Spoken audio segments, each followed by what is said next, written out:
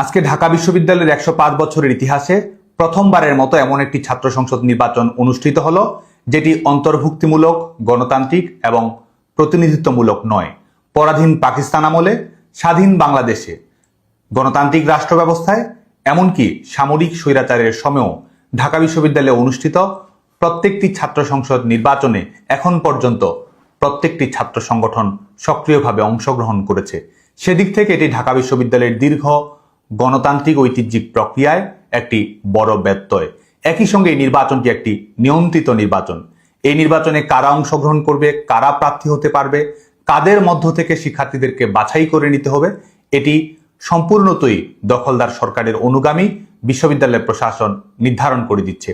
বাংলাদেশের ছাত্র সমাজের বৃহত্তর অংশের প্রতিনিধিত্বকারী ছাত্র সংগঠন, স্বাধীনতা এবং গণতান্ত্রিক আন্দোলনের পুরোধা ছাত্র সংগঠন ডাকসুর সঙ্গে যেই সংগঠনটির ইতিহাস নিবিড়ভাবে জড়িয়ে আছে, সেই সংগঠন বাংলাদেশ ছাত্রলীগের অনুগামী শুভাকাঙ্ক্ষী শিক্ষার্থীদেরকে ঢাকা বিশ্ববিদ্যালয় কেন্দ্রীয় ছাত্র সংসদ নির্বাচন 2025 এর প্রক্রিয়া থেকে সম্পূর্ণ বাইরে রাখা হয়েছে।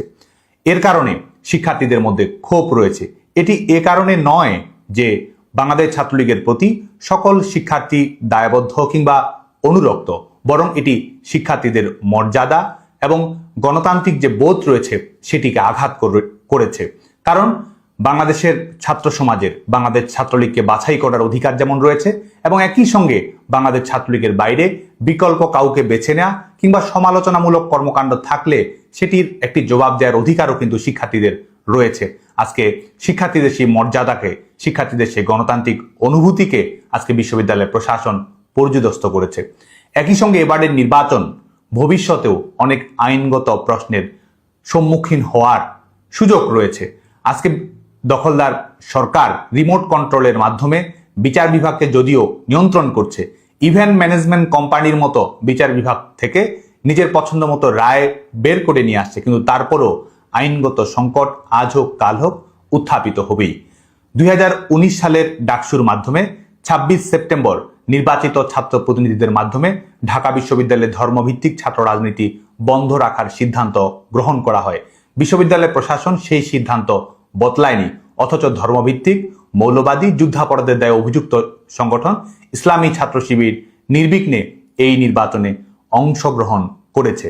এবং একই সঙ্গে পরিবেশ পরিষদের মাধ্যমে বাংলাদেশের ঐতিহ্যবাহী ছাত্র সংগঠনগুলোর গৃহীত সিদ্ধান্ত ইসলামী ছাত্র শিবিরের ক্যাম্পাসের পরিসরে রাজনীতি বন্ধ রাখার বিষয়ে যে জাতীয় মতৈক্য, সেটির কোনো পরিমার্জন না ঘটিয়ে সোশ্যাল কন্ট্রাক্ট যেটি হয়েছিল ছাত্র সংগঠন এবং শিক্ষার্থীদের মধ্যে, সেটির রিথিঙ্ক না করেই এবং সিদ্ধান্ত পরিবর্তন না করেই ইসলামী ছাত্র শিবিরের প্রশ্নটির একতরফা সমাধান করা হয়েছে, যেটির কারণে সামাজিক প্রশ্ন এবং আইনগত প্রশ্নের ঝুঁকি তো থাকছেই। আইনগত প্রশ্নের ঝুঁকি আরো বাড়িয়েছে যখন বিশ্ববিদ্যালয়ের প্রশাসন শিক্ষার্থী হওয়া সত্ত্বেও তাদেরকে ভোটার তালিকার বাইরে রেখেছে। নাগরিক অধিকার, মত প্রকাশের অধিকার, সেই অধিকারগুলো প্রয়োগ করার কারণে একটি ছাত্র সংগঠনের সদস্য কিংবা শুভাকাঙ্ক্ষী হওয়ার কারণে তাদের ভোটার তালিকার বাইরে রাখা হয়েছে। প্রার্থী হিসেবে সেই সংগঠনের সদস্য হওয়ার কারণে কাউকে বাদ দেওয়া হয়েছে, আবার কাউকে বহাল তবিয়তে রাখা হয়েছে। এই প্রশ্নগুলো ভবিষ্যতে অনেক সংকটের সম্মুখীন হওয়ার সুযোগ রয়েছে, যেটির মাধ্যমে আসলে বিশ্ববিদ্যালয়ের শিক্ষার্থীদের যে গণতান্ত্রিক মূল্যবোধ রয়েছে, তাদের যে আন্তরিকতা রয়েছে, ডেমোক্রেটিক ক্যাম্পাস এবং গণতান্ত্রিক বাংলাদেশের জন্য শিক্ষার্থীদের যে দায়বদ্ধতা রয়েছে, সেটিকে পাশ কাটানোর একটি প্রচেষ্টা বলেই আমাদের কাছে অনুভূত হচ্ছে। আজকে বাংলাদেশ ছাত্রলীগের পক্ষ থেকে আমরা দৃঢ়তার সঙ্গে বলতে পারি, যতই প্রতিকূলতা আসুক, যতই আঘাত আসুক, নির্যাতনের স্টিম রোলার যত সুতীব্রভাবেই বাংলাদেশ ছাত্রলীগের উপর পরিচালিত করা হোক না কেন, বাংলাদেশে আমরা চ্যালেঞ্জ দিয়ে বলতে পারি, যে কোনো ছাত্র সংসদ নির্বাচনে যে কোনো সময়ে বাংলাদেশ ছাত্রলীগ যদি অংশগ্রহণ করার সুযোগ পেত, তাহলে সংখ্যাগরিষ্ঠ পদে ছাত্রলীগের কর্মীরাই বিজয়ী হতো। আজকে আমরা বলতে পারি, আমাদের গণতান্ত্রিক অধিকারকে যখন কুক্ষিগত করা হয়েছে, শিক্ষার্থীদের গণতান্ত্রিক অধিকার ঢাকা বিশ্ববিদ্যালয়ের আদেশ 1973-এর যখন লঙ্ঘন ঘটানো হয়েছে, আমাদের সমস্ত সক্ষমতা ছিল এই নির্বাচনী প্রক্রিয়াকে প্রতিহত করার। তারপরও শিক্ষার্থীদের অনুভূতি এবং বাংলাদেশের বৃহত্তর গণতান্ত্রিক সংকটের প্রশ্নটিকে সামনে রাখায় বাংলাদেশ ছাত্রলীগ এ ব্যাপারে সহনশীল দৃষ্টিভঙ্গি পোষণ করেছে। আজকের যে নির্বাচন অনুষ্ঠিত হয়েছে, এই নির্বাচনকে বড়জোর নির্বাচনের এশিয়া কাপ বলা যায়। ছাত্রলীগ ছাড়া ছাত্র সংসদ নির্বাচন কখনোই নির্বাচনের বিশ্বকাপ হওয়ার সক্ষমতা রাখে না।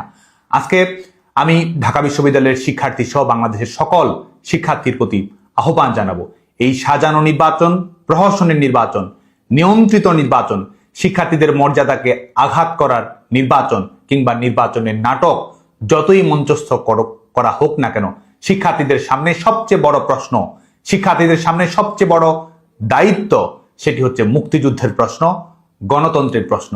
বাংলাদেশের শিক্ষার্থীরা দলমত নির্বিশেষে রাষ্ট্রের মালিকানা জনগণের প্রতিনিধিত্বশীলদের মাধ্যমে পরিচালিত হবে, এ ব্যাপারেই সবসময় শপথ দেখিয়েছে, লড়েছে এবং বিজয়ে ছিনিয়ে এনেছে। যে কারণে আমরা শিক্ষার্থীরা যেন গণতান্ত্রিক বাংলাদেশ এবং মুক্তিযুদ্ধের বাংলাদেশ প্রতিষ্ঠা করার জন্য লড়াই চালিয়ে যায়, সেটির প্রতি শিক্ষার্থীদেরকে আরো সংগ্রামী, আরো প্রতিশ্রুতিশীল, আরো সচেতন হওয়ার জন্য আহ্বান জানাবো। কারণ গণতান্ত্রিক বাংলাদেশ বিনির্মাণ এবং মুক্তিযুদ্ধের বাংলাদেশ বিনির্মাণ ছাড়া আমরা আমাদের প্রগতি, অগ্রগতি এবং আমাদের স্বপ্নের ক্যাম্পাস এবং স্বপ্নের বাংলাদেশ কখনোই বিনির্মাণ করতে পারবো না। যে কারণেই আজকের সবচেয়ে বড় বিষয় হচ্ছে মুক্তিযুদ্ধকে রিক্লেইম করা। আজকে সবচেয়ে বড় বিষয় হচ্ছে গণতন্ত্রকে রিস্টোর করা, এবং সেটির জন্য স্টেপ ডাউন ইউনুস ছাড়া আমাদের সামনে কোনো বিকল্প নেই। এই দখলদার সরকারের সাজানো প্রহসনমূলক নিয়ন্ত্রিত নির্বাচনের নাটক যতই মঞ্চস্থ করা হোক না কেন, মনে রাখবেন গণতান্ত্রিক রোডম্যাপের বাংলাদেশ প্রতিষ্ঠা করাই আপনার মূল দায়িত্ব। এবং আমরা জানি গণতান্ত্রিক বাংলাদেশ গড়ার সংগ্রামে, মুক্তিযুদ্ধের বাংলাদেশ গড়ার সংগ্রামে বাংলাদেশের ছাত্র সমাজই নেতৃত্ব দেবে। এবার আসি এবারের নির্বাচন প্রক্রিয়া নিয়ে। এবারের নির্বাচনের মাধ্যমে ঢাকা বিশ্ববিদ্যালয়ের যে স্বায়ত্তশাসন রয়েছে, মর্যাদা রয়েছে, শিক্ষা প্রতিষ্ঠানের যে মর্যাদা রয়েছে, সেটিকে কিন্তু নানাভাবে বিঘ্ন ঘটানো হয়েছে। বিশ্ববিদ্যালয়ের শিক্ষা প্রতিষ্ঠানের মর্যাদা রক্ষা করার চেয়ে বিশ্ববিদ্যালয়কে নয়াপল্টনের পার্টি অফিস কিংবা মগবাজার বাংলা মোটরের পার্টি অফিসে পরিণত করার ক্ষেত্রেই মূলধারার তথাকথিত ছাত্র সংগঠনগুলোর আগ্রহ অনেক ক্ষেত্রে দেখা গেছে। যে কারণে আমরা দেখছি যে স্বতন্ত্র প্রার্থীর ছড়াছড়ি, স্বতন্ত্র রাজনীতির প্রতি বিশ্ববিদ্যালয়ের শিক্ষার্থীদের আগ্রহ, এটি প্রমাণ করে যে আজকে একই সঙ্গে সরকারি দলের ছাত্র সংগঠন হিসেবে দায়িত্ব পালনকারী 4-5-6টি ছাত্র সংগঠন বিশ্ববিদ্যালয়ের শিক্ষার্থীদের প্রত্যাশার প্রতিনিধিত্ব করে না। এই ছাত্র সংসদ নির্বাচন অনুষ্ঠিত হওয়ার পরেও প্রার্থীরা নির্বাচনের পরিবেশ, নির্বাচনের প্রক্রিয়া নিয়ে প্রশ্ন তুলেছে। বিশ্ববিদ্যালয়ের প্রশাসন জামাতি প্রশাসনে পরিণত হয়েছে, এটি মনে করার যথেষ্ট কারণ রয়েছে। এই ছাত্র সংসদ নির্বাচনের টাইমলাইন ছাত্র শিবিরের ঠিক করে দেয়া।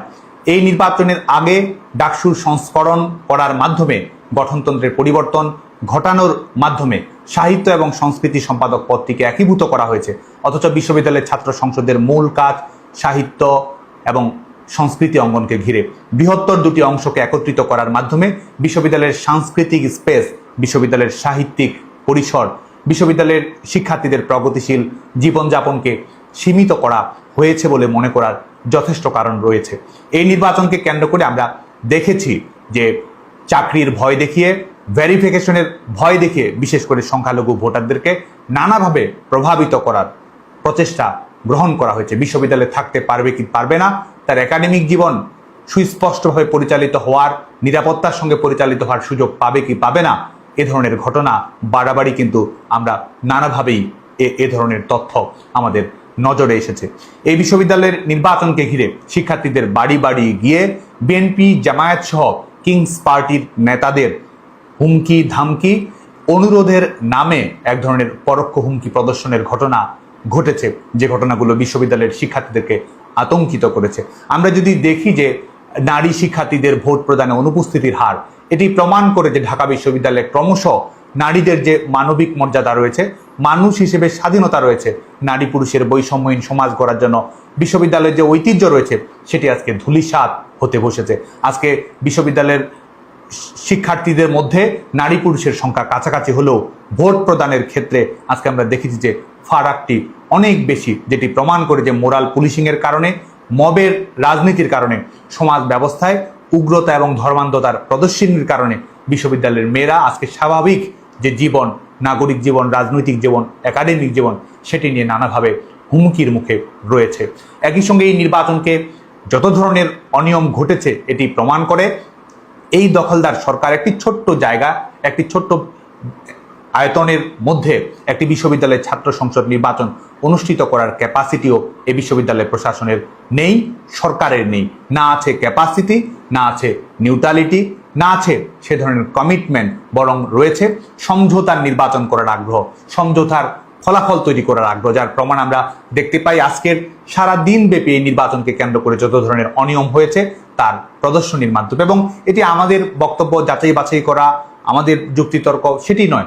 আপনি যদি দেখেন যে নির্বাচনকে ঘিরে ক্রিয়াশীল ছাত্র সংগঠনগুলোর প্রার্থীরা কি বলছে, তাহলে কিন্তু এর প্রমাণটি সবার সামনে উন্মুক্ত হয়ে যায়। আমরা দেখেছি যে রোকেয়া হলের শিক্ষার্থীদের যে ভোট কেন্দ্র রয়েছে সেখানে পূর্ব নির্ধারিত ব্যালট, যেটির মাধ্যমে শিক্ষার্থীরা রায় দেওয়ার আগেই এক ধরনের রায় দিয়েছে, বিশ্ববিদ্যালয় প্রশাসন যেন শিক্ষার্থীদের পক্ষ থেকে রায় দিয়েছে। ভোট গণনা কেন্দ্রে বিভিন্ন ধর্মভিত্তিক সংগঠনের নেতাদের উপস্থিতি আমরা দেখতে পেয়েছি। আমরা স্বতন্ত্র প্রার্থীদের যারা বিভিন্ন পদে লড়াই করছে তারা শিবিরের পক্ষে ভোট কারচুপির অভিযোগ নিয়ে এসেছে এবং প্রমাণিত অভিযোগ নিয়ে এসেছে। ব্যালট পেপারে শিবিরের ভিপিজিএস প্রার্থীর পক্ষে ক্রস চিহ্ন দেওয়ার কথা বলা হয়েছে। শিক্ষার্থীরা ভোট দিতে এসেছে। আমরা দেখেছি যে টিএসসিতে এসে শিক্ষার্থী অবলীলায় বলছে যে তার অলরেডি ভোট দেওয়া হয়ে গেছে। আমরা যেন অলরেডি ভোট দেওয়া একটা সময়ের মধ্যে আমরা বসবাস করছি। ক্যাম্পাসের বাইরে বহিরাগতদের প্রদর্শনী কিভাবে করা হয়েছে এবং আমরা এ ধরনের কথাবার্তাও শুনেছি যে গুছিয়ে দেওয়া হচ্ছে। বিশ্ববিদ্যালয়ের জামাতি প্রশাসন কাদেরকে গুছিয়ে দিচ্ছে, কিসের উদ্দেশ্যে গুছিয়ে দিচ্ছে, আজকে কিন্তু এটি নিয়ে ক্রিয়াশীল ছাত্র সংগঠনগুলোর বিভিন্ন পদে যারা প্রতিযোগিতা করছে তারাই কিন্তু বলছে। ব্যালট পেপার বাইরে এনে ভোট দেওয়ার ঘটনা, অডিও ভিডিও কিন্তু আমরা দেখেছি। পূরণ করা ব্যালটে ভোট দেওয়ার ঘটনা এই নির্বাচনকে আমরা দেখেছি। এমনকি ভোট দিতে গেছে বাংলাদেশ ছাত্রলীগের কর্মীও হয়তো নয়, হয়তো মুক্তিযুদ্ধের প্রতি সংবেদনশীল, তাকে কিন্তু ভোট দিতে যাওয়ার অপরাধের কারণে তাকে সরাসরি পুলিশের হাতে তুলে দেওয়া হয়েছে, কারাগারে পাঠিয়ে দেওয়া হয়েছে। এই হচ্ছে মোটা দাগে এবারের ঢাকা বিশ্ববিদ্যালয় কেন্দ্রীয় ছাত্র সংসদ নির্বাচনকে কেন্দ্র করে ঘটনা। আমরা এমনকি এটিও দেখেছি শারীরিক শিক্ষা কেন্দ্রে যতজন ভোটার রয়েছে তার চেয়ে কাস্টিং ভোটের সংখ্যাটি বেশি। মোটা দাগে আজকে দিনব্যাপী ছিল এই ভোটকে কেন্দ্র করে কারচুপি, অনিয়ম, ছিনতাই, রাহাজানি, নানা ধরনের ঘটনা আমরা দেখতে পেয়েছি, যেটি বিশ্ববিদ্যালয়ের শিক্ষার্থীদের যে গণতান্ত্রিক মূল্যবোধ রয়েছে, বিশ্ববিদ্যালয়ের শিক্ষার্থীদের যে আত্মমর্যাদা রয়েছে সেটিকে দুমড়ে মুছতে দেওয়ার একটি প্রচেষ্টা হিসেবে আমাদের কাছে অনুভূত হচ্ছে। সব মিলিয়ে বলা যায় যে লেজুর ভিত্তিক ছাত্র রাজনীতিকে বাংলাদেশের ছাত্র সমাজ না বলেছে, আজকে বিশ্ববিদ্যালয়ের কলেজগুলো সেই লেজুর ভিত্তিক ছাত্র রাজনীতির ইনকিউবেশন সেন্টারে পরিণত হয়েছে। বিশ্ববিদ্যালয়গুলোকে আর সেন্টার অব এক্সেলেন্স বলা যায় না, বরং এগুলো পরিণত হয়েছে পার্টি অফিসে। একই সঙ্গে গোটা বাংলাদেশের বাস্তবতা, বাংলাদেশের আইনের শাসনহীনতা, বাংলাদেশের গণতান্ত্রিক অধিকারহীনতা, বাংলাদেশের মৌলিক অধিকার কুক্ষিগত করার বাস্তবতায় এই সরকারের গণতান্ত্রিক মূল্যবোধের প্রতি ন্যূনতম দায়বদ্ধতা নেই। এই সরকার বাংলাদেশের জনগণের প্রতিনিধিত্ব করে না। এই সরকার জনগণের ক্ষমতা জনগণের কাছে ফিরিয়ে দেওয়ার প্রক্রিয়ায় বিশ্বাস করে না। এই দখলদার সরকার নিরপেক্ষতা হারিয়েছে। এই দখলদার সরকারের সক্ষমতা নেই। এই দখলদার সরকারের ডেমোক্রেটিক ট্রানজিশনের ব্যাপারে আন্তরিকতা নেই। সেদিক থেকে আমরা সুস্পষ্টভাবে বলতে চাই, প্রহসনের সাজানো কিংবা মঞ্চস্থ নির্বাচন করে আত্মতৃপ্ত থাকার দম্ভ আজকের অবৈধ ক্ষমতাধরেরা দেখাতে পারে, কিন্তু আমরা সুস্পষ্ট করে বলতে চাই এই সরকারের ক্ষমতার বৈধতা নেই। এই সরকার বাংলাদেশের রাষ্ট্র ক্ষমতায় আসীন থাকার অধিকার রাখে না এবং ভবিষ্যতে এই দখলদার ফ্যাসিস্ট সরকারের আওতাধীনে বাংলাদেশে কোনো জাতীয় নির্বাচন অনুষ্ঠিত হতে দেয়া হবে না। বাংলাদেশে গণতান্ত্রিক কর্মপ্রক্রিয়ার একমাত্র সমাধান হচ্ছে নিরপেক্ষ সরকারের আওতায় অন্তর্ভুক্তিমূলক নির্বাচন। যদি সেই অন্তর্ভুক্তিমূলক গণতান্ত্রিক প্রতিনিধিত্বমূলক লেভেল প্লেইং ফিল্ড সবার জন্য একই রকম রেখে নির্বাচন অনুষ্ঠিত না করা হয়, সেই নির্বাচন বাংলাদেশে অনুষ্ঠিত হতে দেয়া হবে না। কারণ জনগণের ক্ষমতা জনগণের কাছে যদি আমরা ফিরিয়ে না দিতে পারি, তাহলে বাংলাদেশের স্থিতিশীলতা, অর্থনৈতিক নিরাপত্তা, বাংলাদেশের জনগণের উন্নত জীবনের বিকাশ কিংবা একটি গণতান্ত্রিক কম্পিটিশন বাংলাদেশে নিশ্চিত করা সম্ভব হবে না। যে কারণে আজকে বাংলাদেশের ছাত্র সমাজের কাছে আমরা সেই আহ্বানটিকে রাখবো যে আজকে গণতান্ত্রিক প্রশ্নটিকে বাংলাদেশের ছাত্র সমাজকে বৃহত্তর করে দেখতে হবে এবং দেশের স্বার্থে মুক্তিযুদ্ধের অঙ্গীকার এবং গণতান্ত্রিক বাংলাদেশের রূপান্তর করার স্বার্থে আমাদের দল মত নির্বিশেষে বৃহত্তর একটি ছাত্র জনতার ঐক্য গড়ে তুলতে হবে। আজকে এই সরকারের সক্ষমতা যদি আমরা দেখি, এই সরকারের দৃষ্টিভঙ্গি যদি আমরা দেখি, এই সরকার যদি একটি নির্বাচন করতে চায়, এই সরকার যদি একটি সাজানো নির্বাচন করতে চায়, আওয়ামী লীগ ছাড়া যদি এই সরকার একটি নির্বাচন করতে চায়, সেই নির্বাচনের ফলাফল পূর্ব নির্ধারিত করে দিতে হবে। পূর্ব নির্ধারিত ফলাফল ছাড়া কোন নির্বাচন করার ক্যাপাসিটি এই সরকার রাখে না। এই সরকার এমন নির্বাচন করবে যেই নির্বাচনের ফলাফল ইলেকশন কমিশন ঘোষণা করবে না, যেই নির্বাচনের ফলাফল প্রকৃতার্থে ঘোষণা করতে হবে নয়াপল্টন থেকে। যে কারণে আজকে বাংলাদেশের ছাত্র সমাজ, বাংলাদেশের নাগরিক, বাংলাদেশের দলমত নির্বিশেষে সবার প্রতি আহ্বান থাকবে যে আসুন গণতান্ত্রিক বাংলাদেশের প্রশ্নে আমরা ঐক্যবদ্ধ হই, মুক্তিযুদ্ধের বাংলাদেশ গড়ার সংগ্রামকে আমরা সার্থক করি, সাফল্যমণ্ডিত করি এবং এই দখলদার সরকার, এই ফ্যাসিস্ট সরকার, এদের বিদায় ঘটার মাধ্যমে নিরপেক্ষ সরকার প্রতিষ্ঠা করার মাধ্যমে বাংলাদেশের গণতান্ত্রিক রূপান্তর এবং জনগণের ক্ষমতা জনগণের কাছে ফিরিয়ে দেওয়ার জন্য আমাদের যে লড়াই, সেই লড়াইকে আমরা সমাপ্ত করি, সেই লড়াইকে আমরা সাফল্যমণ্ডিত